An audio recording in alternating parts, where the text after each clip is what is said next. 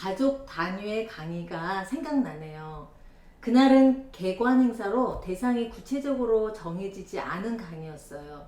강의에서 대상이 누구인지에 따라서 주제가 달라지죠. 예를 들어 학부모님들인지 선생님, 교사인지 또는 직장인인지 학생인지에 따라서 관심사와 언어가 달라집니다. 그런데 그날의 강의는 학부모님들이 아이들과 함께 개관 행사로 오도록 하는 것이어서요. 누가 어느 정도 올지 가늠이 잘 안 되는 강의였어요. 주제는 MBTI를 활용한 가족 관계와 자녀 지도였어요. 강의를 들으러 온 학생들도 초등 저학년부터 중학교 2학년까지 있었는데요. 집중도 높은 강의가 진행되었던 점을 봤을 때도요. MBTI에 대한 관심이 얼마나 깊은지 알 수 있었습니다. 그 강의에서 나온 질문을 한번 공유해 보려고 합니다.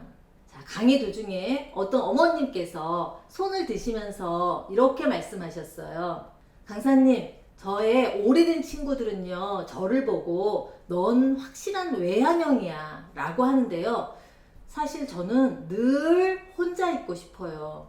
그럼 저는 외향형일까요? 내향형일까요?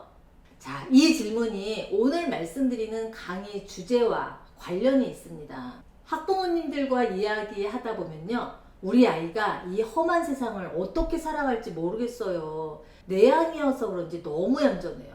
이런 말씀들을 하세요. 내향과 내성은 엄연히 다른 성향임에도 불구하고요. 이 둘의 의미가 혼재된 채 사용되고 있고 또한 정확한 의미 구분이 잘 안 되고 있어요. 오늘은 그 차이에 대해서 말씀드려 볼게요.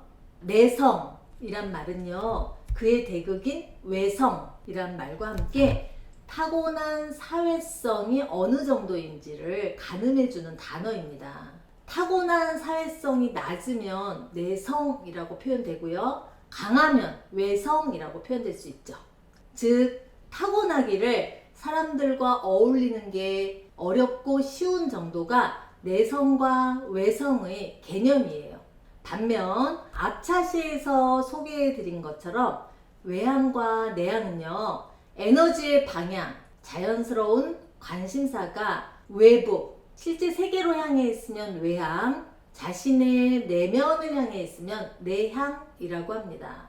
타고난 사회성과 관심사에 따라 네 가지로 조합될 수 있는데요. 자, 어떻게 달라지는지 한번 보실까요? 첫 번째 조합, 외향이면서 외성, 자신의 에너지의 방향이 외부로 향해 있는데 사회성이 좋으니 사람들 안에서 분위기를 즐기는 인싸의 모습을 띠겠죠. 자, 그럼 두 번째, 내향이면서 외성은 어떨까요? 내향이어서 외부 세계에 큰 관심은 없어도 필요할 때 사람들과 어울릴 줄 아는 그런 사람이겠죠. 내면에 집중하기도 하고 또 한편으로 적절하게 사회성을 발휘할 수도 있겠습니다. 자, 이제 내성 조합으로 한번 가볼까요? 내향이면서 내성은 어떨까요?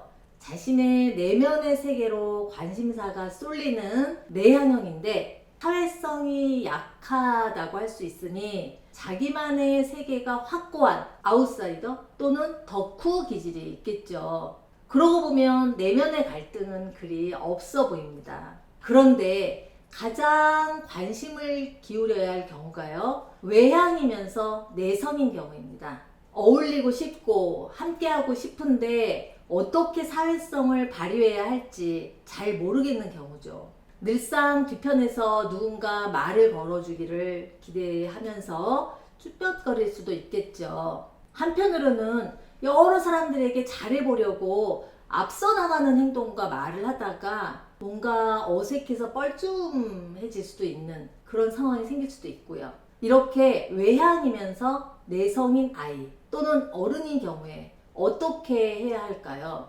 아이인 경우에 어렸을 때부터 자연스럽게 어울릴 수 있는 기회를 주는 것이 중요하겠죠. 놀이터라든지 아니면 운동에서도 함께 여럿이 할 수 있는 그런 운동을 하는 것도 좋은 방법입니다. 이외로 부모님들이 학습적인 면에 신경을 쓰게 되면서 초등학교 들어가는 그 기점을 시작으로 해서 시간 안배를 좀 못하시는 경우가 있어요. 너무 학습적으로 치우치다 보면 사회성을 키우는 놀이에 시간을 아이에게 할애하지 못하는 경우가 있습니다. 그런 부분을 좀 신경 쓰셔서 아이에게 어떻게 시간 안배를 하는지도 한번 체크해 보시면 좋으실 것 같아요.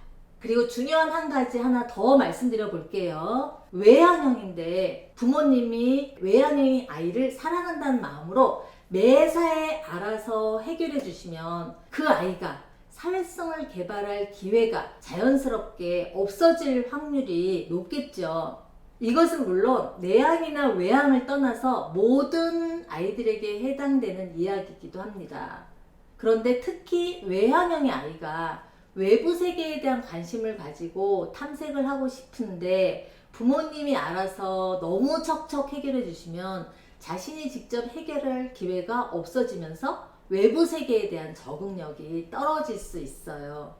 자, 이제까지 외성이면서 외향인 경우와 내향인 경우, 그리고 내성이면서 외향과 내향, 이렇게 네 가지 조합에 대해서 말씀드렸어요. 개념이 이해가 좀 되시나요?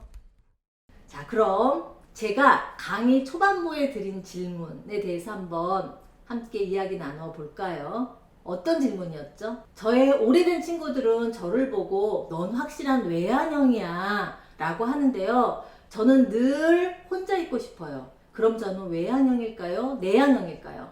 여러분들은 어떻게 생각하세요? 이 경우를 사회성과 관심사의 방향의 조합으로 보면 이분은 네 가지 조합 중에서 어디에 해당될까요? 제가 보기에는 내성 외향에 해당됩니다. 에너지의 방향은 외향인데 본인의 사회성이 약하니까 늘 불안하고 혼자 있고 싶은 거죠. 이런 분들에게는요, 자신이 외향형이라는 것을 인정하시는 것부터 시작하시라고 말씀드립니다. 그것이 바로 MBTI라는 객관적인 도구를 활용해서 자기 인식을 하는 첫 단계이지요. 불안이라는 요소는 여러 원인이 있을 수 있습니다.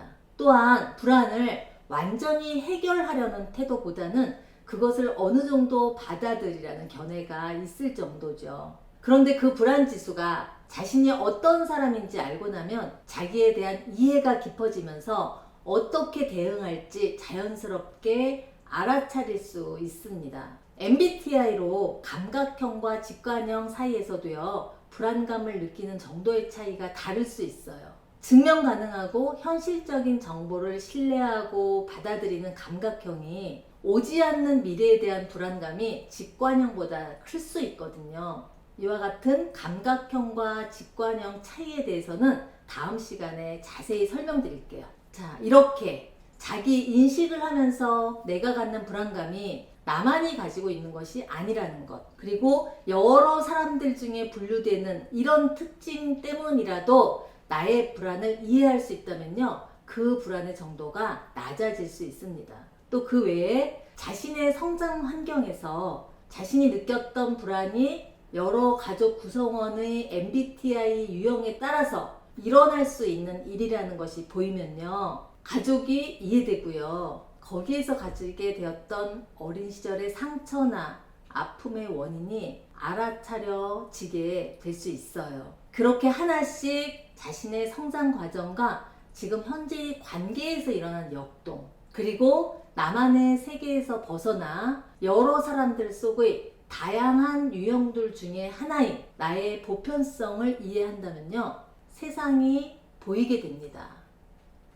우리가 눈에 안대를 하고 걸으면 어떤가요? 많이 불안하죠. 그런데 안대를 벗고 자신의 주변을 정확히 인지하고 내가 내딛는 발걸음이 어느 정도의 보폭이고 어디로 향한다는 것을 정확히 알고 간다면 어떤가요? 그래서 심리적 안정을 찾으려면요, 자기 인식을 하는 것이 중요하다는 말씀을 드리고 있습니다. 그 자기 인식을 할 수 있는 방법들을 이번 프로그램에서 말씀드리고 적용해 볼 거고요. 그 중에서 자기 인식을 할 수 있는 객관적인 도구인 칼 융의 심리 유형론을 근거로 하는 MBTI에 대한 탐구를 본격적으로 시작해 보려고 합니다.